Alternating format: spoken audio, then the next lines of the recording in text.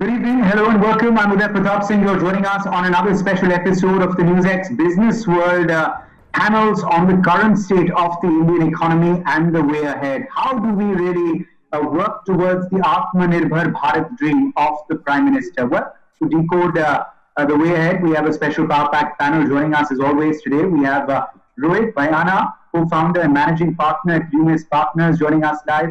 Vikash Mitasen, CMD of Nazara Technologies Limited and founder and president of India Business Group, is also with us.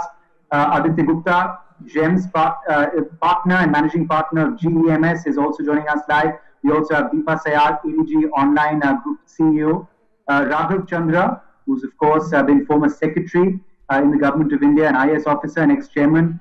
NHAI is currently president of Society for Culture and Environment and soon launching an edutech startup, Career 1234. He, of course, will help us decode the stimulus and how it will be actually implemented by the bureaucracy, which is often tasked with implementing proposals announced by government.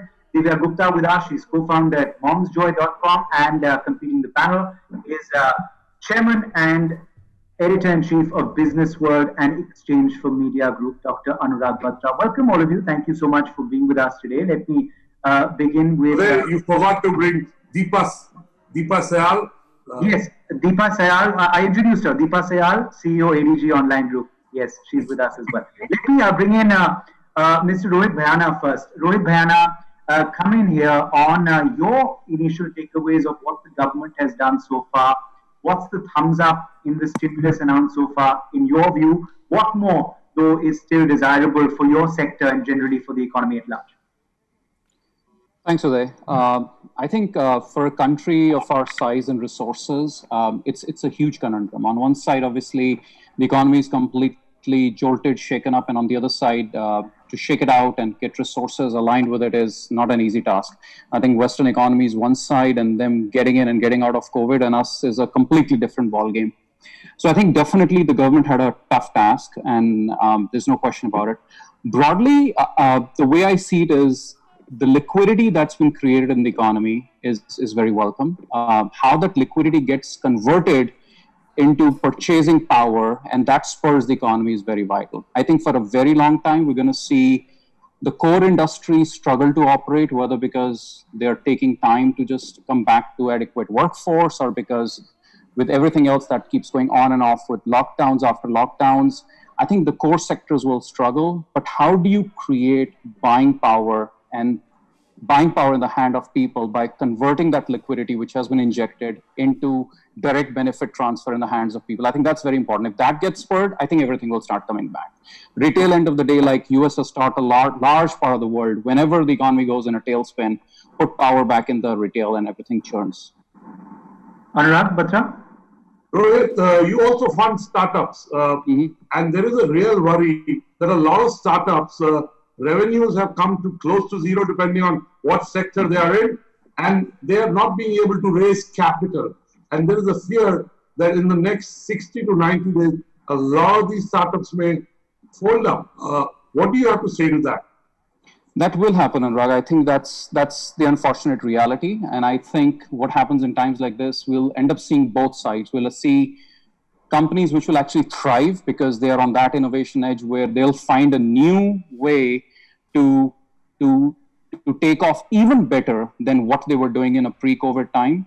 At the same time, the larger part of the startups will actually fold up. There is no questions about it. I think whichever way we look at it, the good part is the confidence overall stays that India is a large consumption economy. India is a humongous crucible for people to come and innovate and create startups. So I think the confidence on backing startups hasn't gone, will not go. Actually, if anything, will come back mounting. The issue is we will see struggle with the current crop, who will just be the unfortunate ones who are living through these times. So yes, they will be casualty, Anurag. There is no questions about it. I'll be lying straight through if I say they'll not be casualties. They will be. And is there a way these startups can survive? Of course, conserve cash, focus on revenue generating, bring down costs. But how do they pivot? How do they operate change?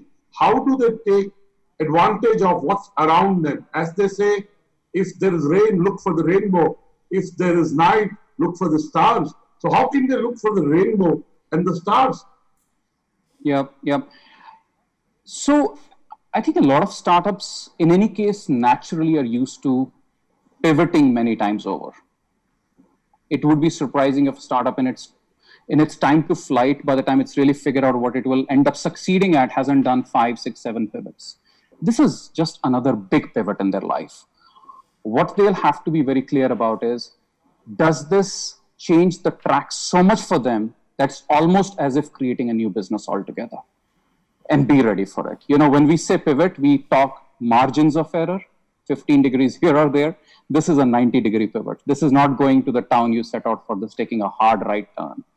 And if that be the case, I think, Anurag, if there will be startups, there will be founders who will say, we'll come back to do what we started out to doing, but right now we just got to survive, and therefore we have to make that hard right turn. They'll make that hard right turn. And can the government do anything to give them money, to give them support, or the startups and entrepreneurs should not expect anything from the government? No, I think the government is doing many other things which I think is very, very beneficial at this time. For example, I'll take one example. Point of care devices, right? Point of care devices right now, when we all know hospitals are getting choked. India has strength in software. India has strength in microelectronics. Point of care devices, whether it's a pulse oximeter or it's compressed electronics going into what can be done at home, we're going to see tremendous innovation come there. The government has created a fairly fertile enablement infrastructure around that. They're ready to put partners together. They're ready to invest in R&D. There are institutions like Barack, which are helping that journey through. I think the opportunity lies in the hands of startups. I think one thing that a founder learns at the moment he or she takes a plunge in being an entrepreneur is not to depend on others, but to depend on himself or herself. I think it goes the same for the government. It's not about the government. It's about what can these guys do. Okay, let's take that to Vikashji if we can. Vikashji, come in here on what the government has done so far. Is it enough to create demand, to infuse liquidity, and to obviously aid business who are ailing and who are reeling with the current pandemic? I think government has actually done a lot, but not done a lot. The reason is that there is a lot of bank guarantees and there is a lot of guaranteed money. There is no cash in the system. If they say 12 lakh crores, I think the cash in the system trickled through only 1 lakh crore. And where is that gone? Nobody knows. It will only come to know when business restarts. It is then that people will want to make payment, they need to buy. I can't see the cash. Yet the government has done a lot, they're doing a lot, they're very proactive. Let's wait for a while and see. And because your company, Nazara, continues to invest in startups, you made an acquisition this week. So clearly you feel that it's good time to invest because the valuations are attractive, entrepreneurs are more open to deals, and at some stage the economy will revive. So the question I want to ask you is, when do you think that demand will come back? When do you think that liquidity will come back? 60 days, 90 days, 120 days? You answered almost all the questions that you've been asking. I think the liquidity will be back in 60 to 90 days after starting. They're still in Corona. Let that finish to some extent at least. Then people actually get on to work, actually factories start up. They say that small scale has started, but I don't think really. If a small scale guy has 50 people, he doesn't even have 10 people now. They're all gone away. So there is hardly any production happening. So there is a cycle which will take. I'm already hearing a reverse migration thing. I'm not seeing it happening, but they're talking about it. So it will take us after Corona has gone. Even today, one of my servants or drivers, he went back home today. I told him it's coming to the end now. He said, no. I am taking my family and going. There is too much happening in Bombay, and in my village there is no Corona. So he left. So I can't see the reverse migration yet. Maybe another month. You're saying there is a fear psychosis, until the fear psychosis goes away, and we are back to some kind of normal. Post that 90 days, we could see demand and credit start to come back. Okay, and that's an interesting point that we'll take forward after the break. As far as the investment part you said, in the last 15 months, we acquired 13 companies of different sizes. So we want to continue that journey. We don't want to put a break to it. We already had a plan to acquire about 6 more in this calendar year. So that journey is continuing, maybe a bit slowed down. But the valuations are much less, so we're getting better deals. Okay, that's an interesting point. And before I take that to Aditya Gupta, sir, if you can elaborate on that. You are not going slow on your acquiring spree. Do you believe this is the good time to acquire smaller companies because of the valuations? That's something that Mr. Ambani also, analysts are saying Mr. Ambani is also looking at. But so can other bigger players in the market. Acquisition, we could perhaps see by the end of December, a lot more acquisitions in the Indian market. Do you believe that? Did you ask me this? Yes, please, Vikashji. Yeah. It is bound to be a cycle because, a lot of companies are now uncertain about their future. They have almost run out of cash. They got to take some action to keep going. And the ones who are doing well, they're getting a great opportunity. We are not going in just for the cost part or the financial part. We are always looking at value for us and for our growth plan. We will continue this journey. Okay, let's take that to Aditya Gupta if we can. Aditya Gupta, come in here on the stimulus so far for you, on measures taken so far. Thumbs up in your view or thumbs down? What more still remains to be done? What more practically is feasible, realistically to be done? Right. So I think I could just say that, we've invested over the last 2-3 years in 11 companies. And one of the serious impediments that we have found is that those investments of ours in the service sector per se are the most threatened, right? Be they investments in logistics or be they investment in food, the food business, or whether they are investments in travel, etc. But everything that is actually focused on the service sector, I think, has been hugely impacted. And I don't think that's a secret. It's well known. And I think the government, as Rohit mentioned earlier, I think the government has tried to do its best. But sadly, although there's been a lot of stimulus, sadly, especially for startups, money has not been put in their hands. Although SIDBI and other institutions have been roped in, trying to get money and loans from them is very, very difficult. But it is difficult for the government also. It does not have an endless and a bottomless pit to be able to give money out. So, they've done the best they can within those circumstances.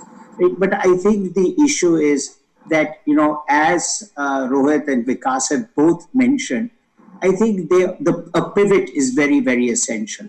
And what I'm trying to do with my startups is trying to see whether we can create mergers, whether we can actually, get a couple of like-minded companies together and actually put them together and merge them. I mean, it's better to merge and run a different business and have a smaller part of it than to actually fold up completely.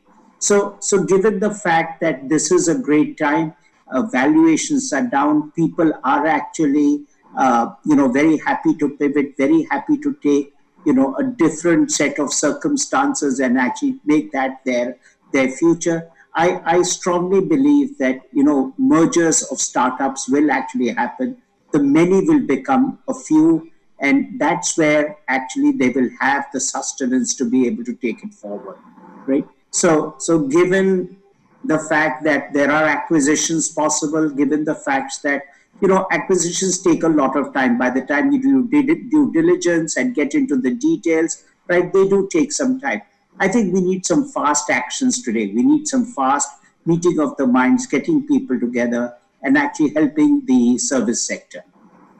That would be my belief today as to what is happening. Dr. Batra? I just want to bring in Mr. Chandra. Yeah. Mr. Chandra, you've been a secretary in the government of India. You've written a book. Now you're starting a new company. You're becoming a startup founder. Tell us, there is a package, but every entrepreneur on this show has talked about front-loading it, on the focus on execution. How confident you are of this package being actually executed and the money reaching the hands of for those who it's intended for. That's a very, very relevant point that you've raised, Anurag. And I think the proof of the pudding really is in implementation. And that is an area where the intentions and motivations of the government and the entire paraphernalia are, I think, absolutely correct. But getting it all together is a Herculean task, given the pulls and pressures of and the historical legacies of how we work. That having been said, on the infrastructure front, since you all are talking, there are serious issues and there are major time lags. The only way to get out of this is government spends a lot, and a lot of it on infrastructure. So I'm glad you're talking about the infrastructure sector, because it can mean trickle down spend in every other sector. Demand for steel will go up, demand for cement will go up, workers will get jobs, SMEs that support the infrastructure sector will get jobs. So I'm glad you're talking about the infrastructure sector. That's right. And infrastructure really deserves a very, very hefty push, because though the finance minister has announced what is known as the National Infrastructure Pipeline, or NIP, which has committed something like 100 lakh crores over a period of 5 years. But it is a bit of a tall order given the circumstances that we are going through. And it expects, for instance, in the road sector, envisages an expenditure of something like 3.25 lakh crores in the year 2021. Now, these are very huge figures. That's looking at expenditure of a level of about 3 or 4 times the level of existing expenditure. Now, given the existing scenario, and you must factor in what is happening, especially this mismanagement of labor which has occurred, and entirely because of COVID, people had not anticipated that labor would be going back. But one of the major factors in any construction industry is the presence of labor. And no matter how motivated you get, you require labor, and all the labor has gone back to their villages. Very few people have been able to retain them. And even those who've been able to retain them, now their labor, as someone mentioned just now, is going back to their villages. So, and with the rains coming in sometime from about the middle, another 15 days or so, we are looking at a gap clearly till about the end of September or early October. So I don't think things really taking off in terms of actual implementation of infrastructure until about the middle of October or end of October. That is predicated on the fact that we've got COVID completely under control, that we've been able to assuage people's apprehensions, and that people in their villages feel that everything is hunky-dory and therefore they want to come back. But that having been said, this is a time period to be utilized for setting our house in order. And one of the major things in infrastructure, especially road projects, is land acquisition. So this is the time when, the back end of all these things should be undertaken, like land. Because otherwise, Mr. Chandra, the worry is that the government, which has been, on an overdrive of creating new highways, and the ministry, a lot of even neutral observers have said, has performed very well under Nitin Gadkari for the last few years. Many would fear that all of that, would slow down because of the cash crunch, which perhaps the government will counter or face in the next few months. Yeah, that's a relevant issue. NHAI already has borrowed a lot from the market, and whereas earlier it used to be funded entirely by the government, of late it has been resorting to borrowing from LIC, from EPFO and State Bank of India. So it's easy for these parastatals to lend to NHAI because it's very secure lending, and after all, ultimately NHAI is backed by the government. But the point is that high indebtedness also has long-term implications on its viability. And today what is happening is that though the RBI has passed on, has reduced the rate from about 6.25 to 4.25%, but the transmission has not taken a place adequately across the sectors, and as a result of which developers are still facing a cash crunch. and their DSCR is getting affected adversely because of that.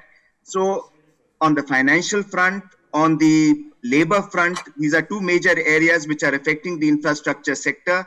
And I think what the government wants to do, and which it has already begun to do, has initiated several steps in that direction, like allowing release of retention money to contractors, allowing monthly payments instead of milestone payments, defining the force majeure clause, reschedulement of projects. All these are very positive things, but it requires, it's like an orchestra, you know, you've got to orchestrate it with tremendous amount of energy, accuracy and effectiveness. Deepa Sayal, thanks for your patience. Your initial comments on the stimulus package so far, what all is right according to you, what all you appreciate, and what all has left you disappointed?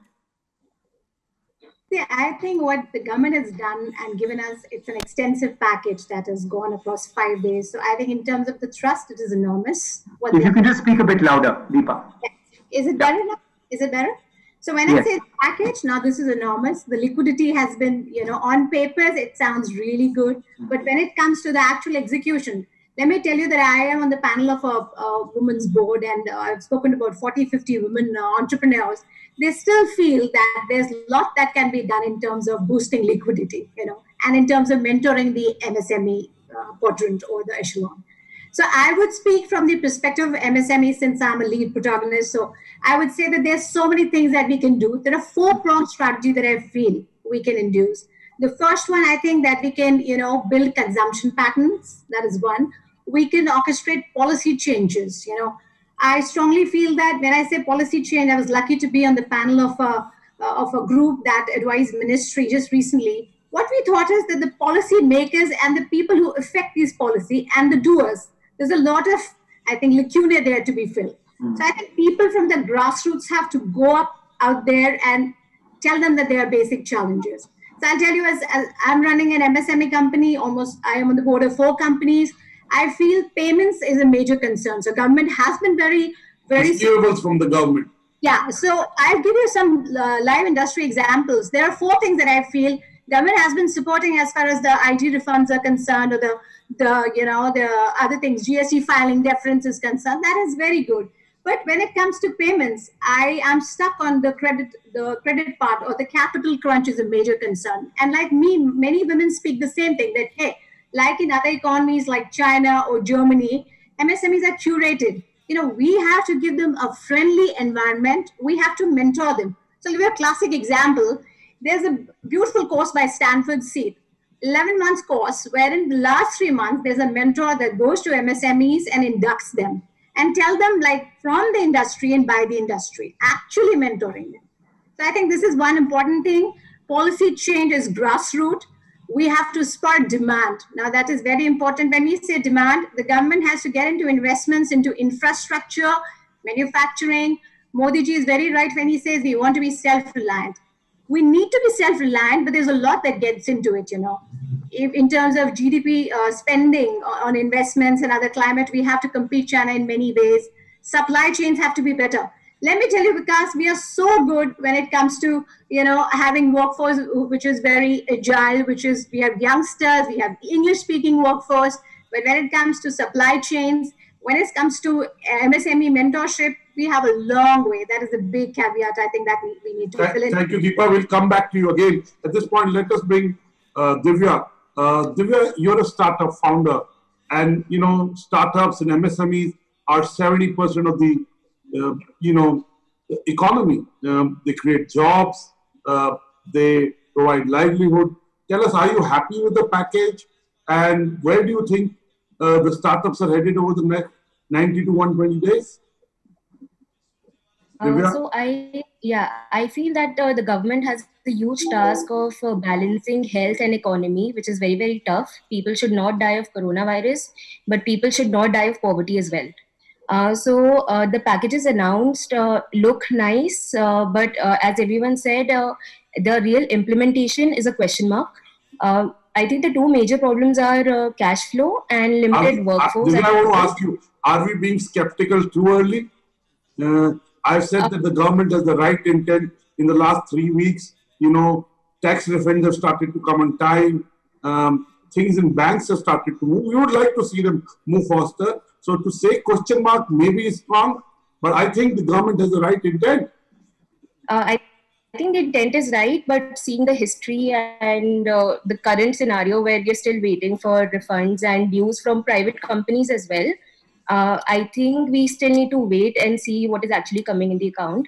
However, it all depends on the demand. The demand has to rise. And I think the companies have to change their business models accordingly now. We need to plan for crisis. This is a big learning. And whoever acts faster will survive this period.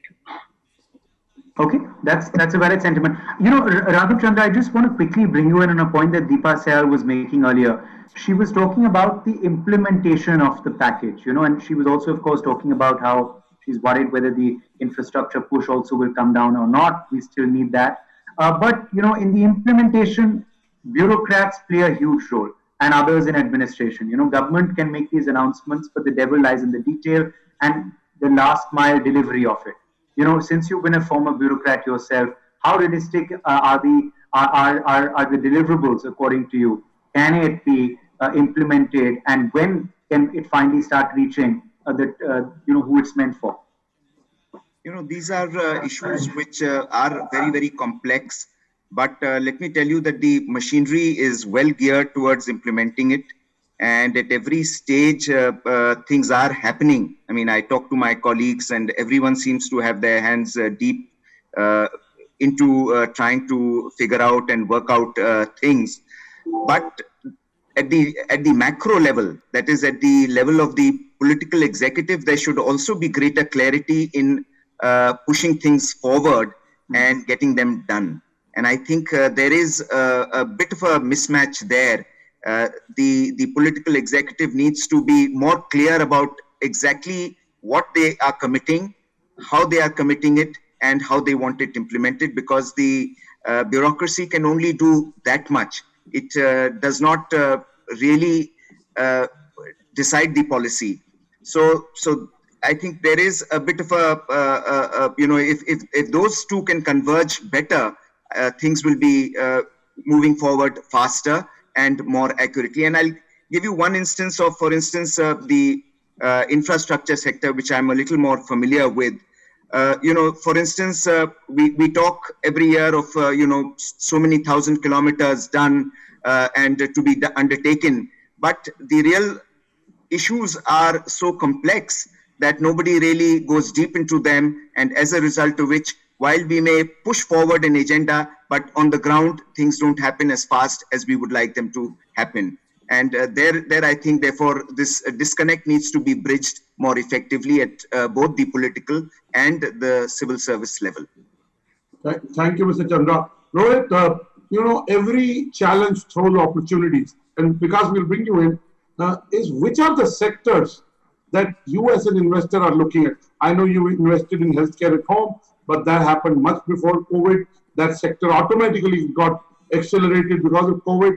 So what are the sectors that you as an investor are looking to invest, and what are the sectors you think can bring back India's GDP? Yeah. Anurag, you can hear me, right? Yes. I'll take the latter one first, and then I'll come to specifically to us. So while we're talking about all this, I think one thing which is becoming very clear is if we are operating in the global order, we talk a lot about right now, particularly these days, about China displacement, right? As much as we talk about it, I think right now, the way the world is shaping up, no more will the global trade be dominated by one manufacturer, one pharma provider, one this, one that. I think countries around the world are realizing that supply chains are too risky. You can't depend on one country being your main manufacturing base, one country being your main IT base, one country being your main pharmaceutical base. You can't do that.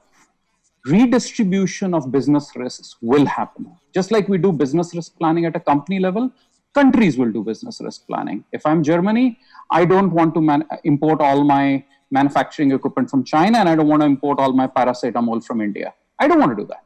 I want to distribute it in 3 or 4 countries. So now let's take countries down to economies and sectors and companies.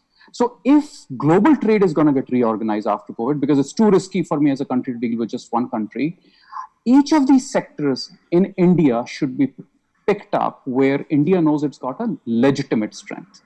We have like I was saying earlier, we have a legitimate strength in electronics, in software, in pharma, in specialty chemicals, actually in agro and agro products. We have a huge strength there. So if you look at these sectors, I just genuinely think that we will see some amazing companies come together here, because these are sectors where we have native strength. These are sectors in which countries around the world will start looking at India much more favorably, not because of China displacement, but just because if we will lose some in pharma, we'll gain some in manufacturing. If we lose some in IT, we'll gain some in biotech. It will be a general reordering that will happen, and that will present opportunities for people like us to say, okay, we want to go in areas where now all of a sudden the headroom has increased. That's how I think it'll happen, Anurag. Good. Vikas, you wanted to make a point. It was about, still on the point where we were talking about the money coming into the hands of the companies on a small scale. So, I run a chamber of commerce called IBG. We have about 2,000 members in it.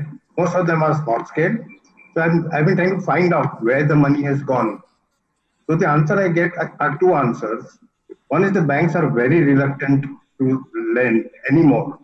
They're more concerned of the safety of that money than the direction that the money has to go. So it's not happening. And the bank has an option. They are doing overnight parking of funds every day. Overnight, but every night. And bulk of their money is going there. They get 3.5% from RBI. They find that far more safer. So the money is not coming into the hands where it is supposed to. That's a major issue going on. I think that's a real banks are being conservative, and they are being safe at this point because possibly they are waiting for the consumer demand to come back to a level where lending can be profitable, and also look at the paying capability of all those borrowers.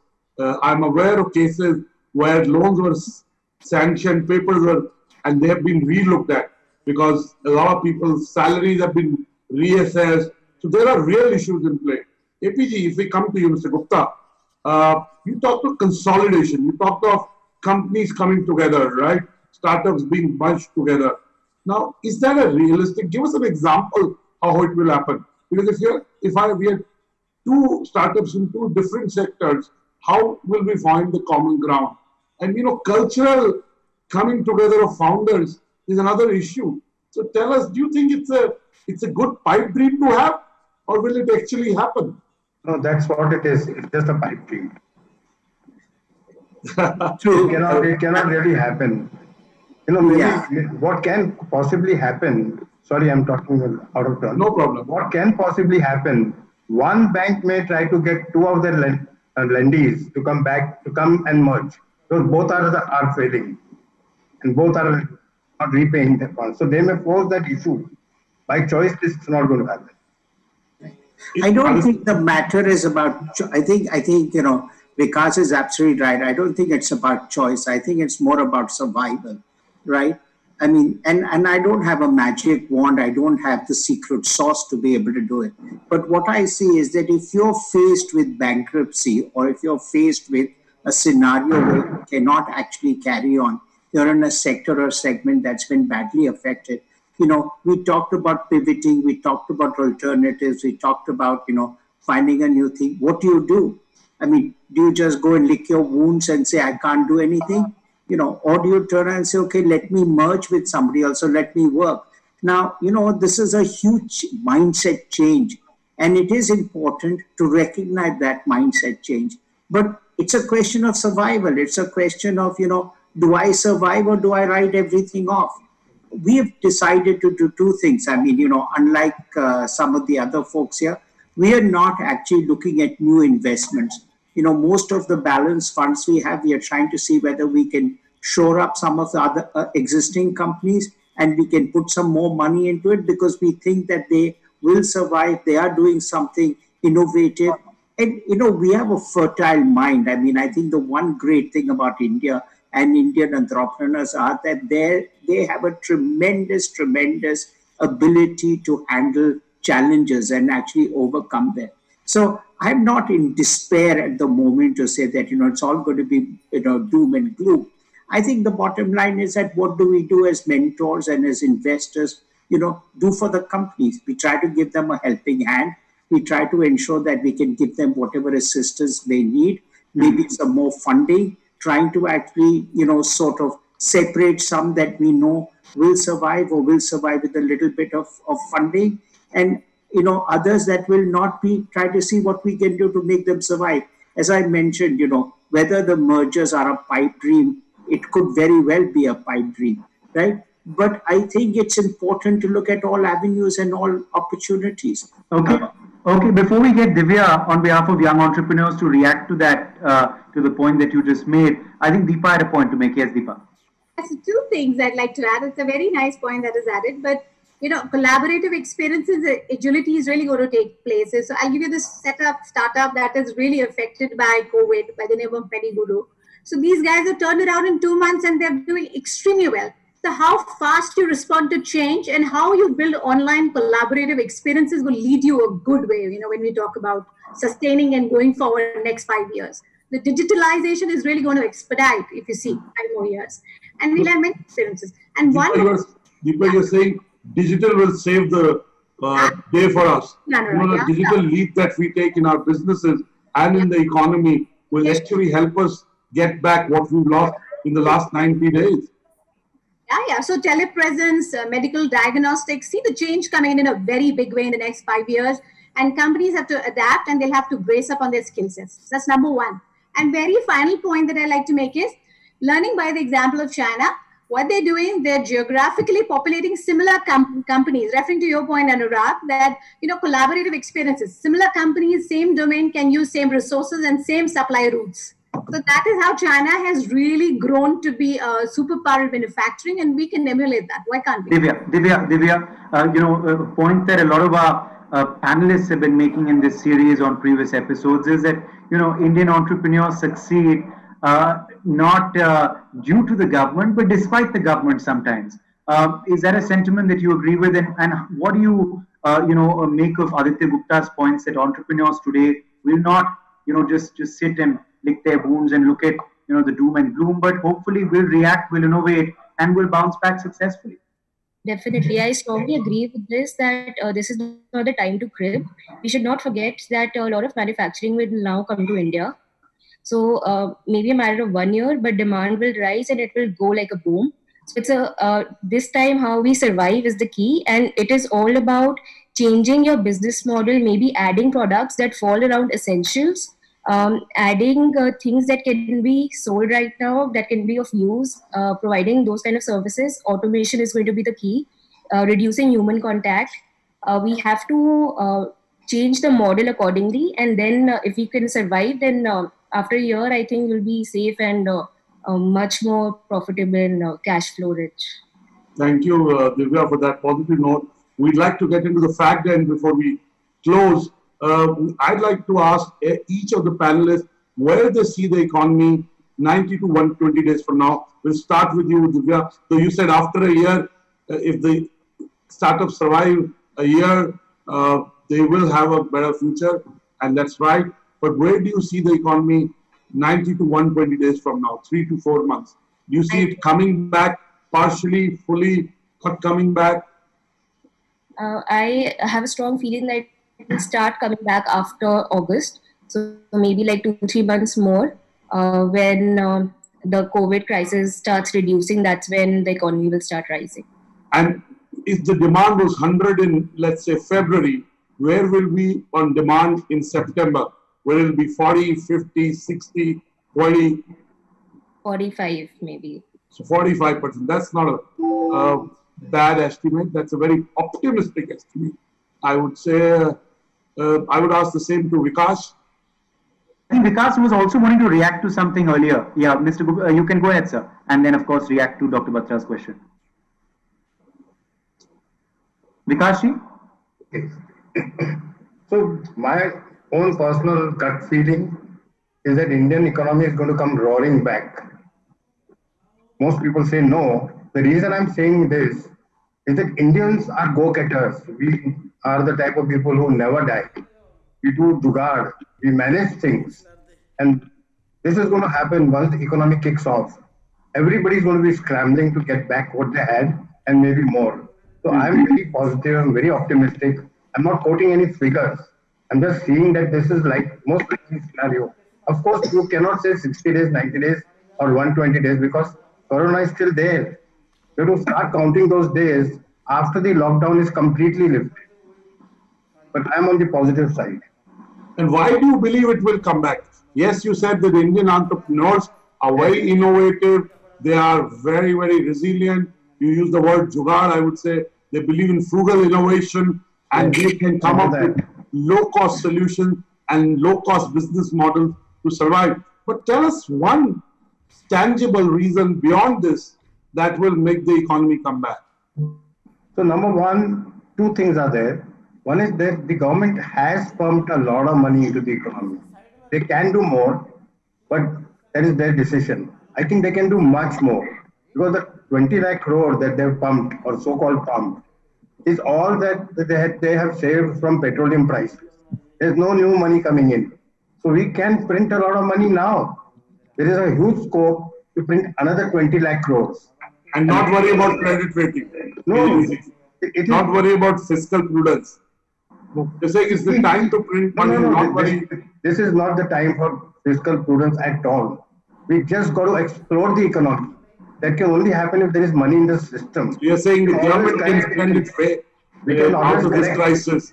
See, there is why you don't explore the economy because you're scared of inflation. The country has gone into minus 20%.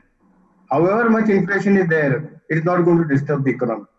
So that is the most important thing, that we just need to pump in money more. Let money come in the hands of the consumer. Let that be money spent.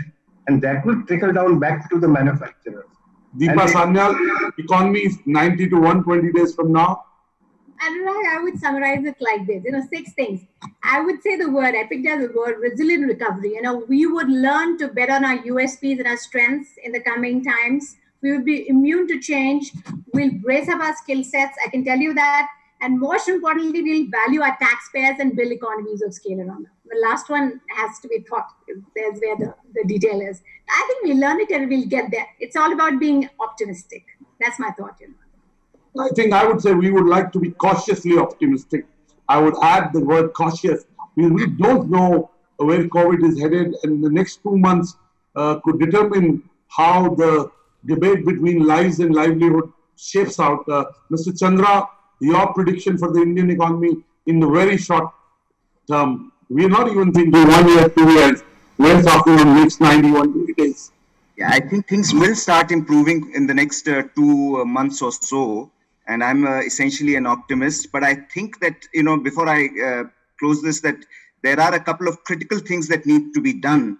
And on the infrastructure front, we need to look at pushing through more projects, which means doing away with something like the L1 system of tendering today. So we get more projects in the pipeline.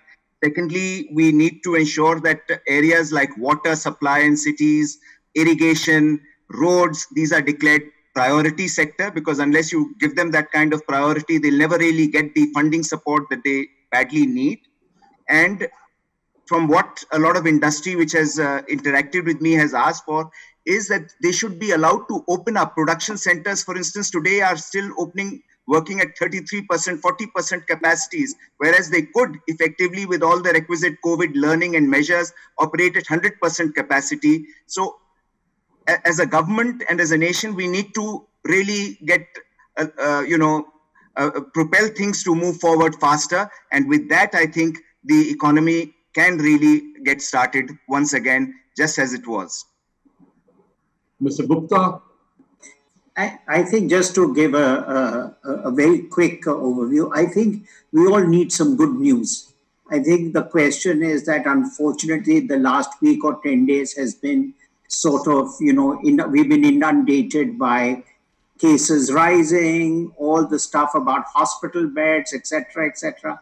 I think we're just waiting for some good news. And I think that is going to be the pivot for us to actually open up and enhance.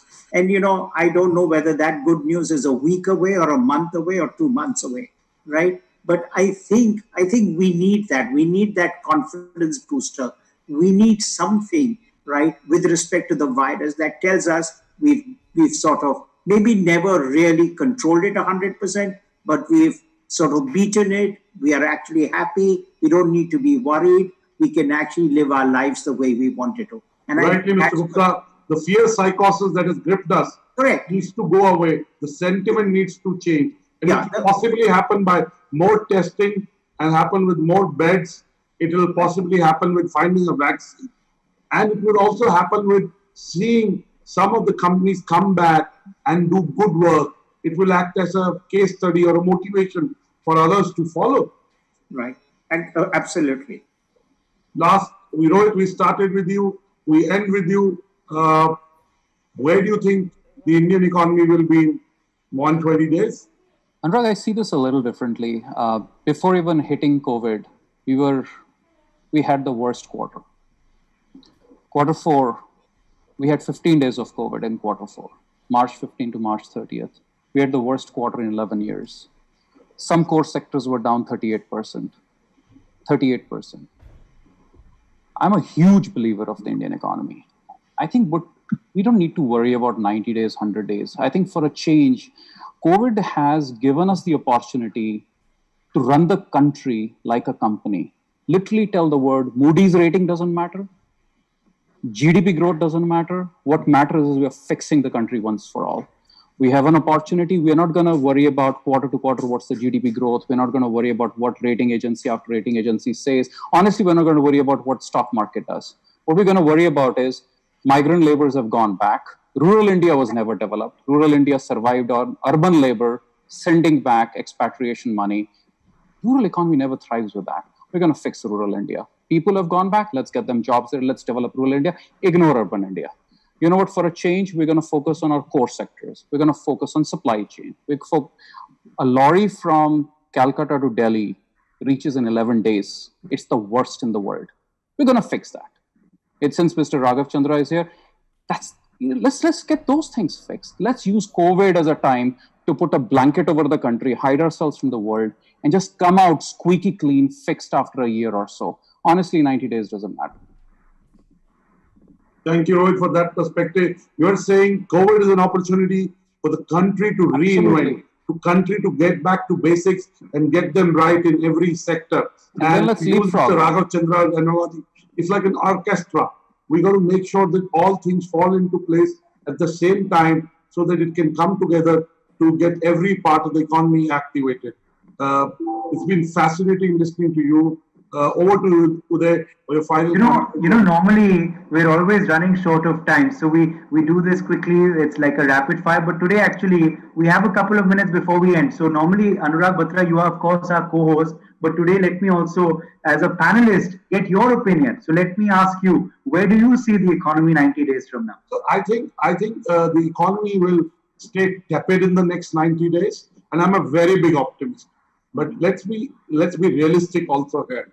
While we are doing everything, the government is doing its best. The government's intent is good. As I said, the government is front-loading execution. But there are some realities that we need to take cognizance of.